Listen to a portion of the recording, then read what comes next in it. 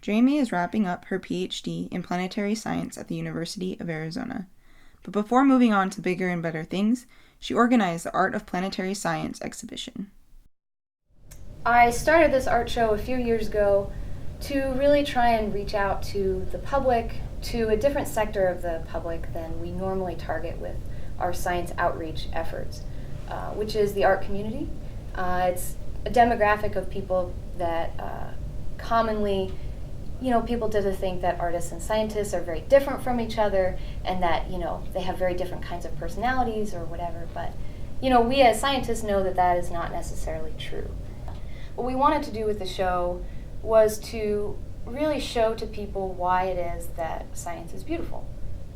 When I am doing my research, I'm analyzing my data, maybe I'm making a chart or a plot, and I look at that plot and I think to myself, that's really beautiful. Because when I look at it, I see that it has meaning and it has context. But when other people, just people in the public, look at that plot, it just looks like math and it looks boring. And it looks like something they wouldn't be interested in.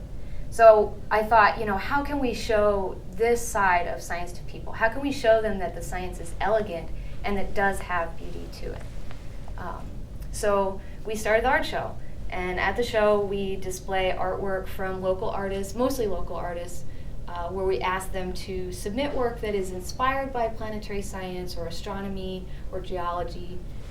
And we have scientists come and they submit artwork that is created out of their scientific data or contains some sort of scientific information. And then when you put these two kinds of artwork alongside of each other, then it gives you a perspective on science that you wouldn't really have if you just looked at each of those two different kinds of art, by themselves. So it's really about sort of bringing together those two different communities and looking at science from multiple perspectives to sort of get some insight into what it is that it means to an individual. What does it mean to me? Why does it inspire me? How do I connect to it?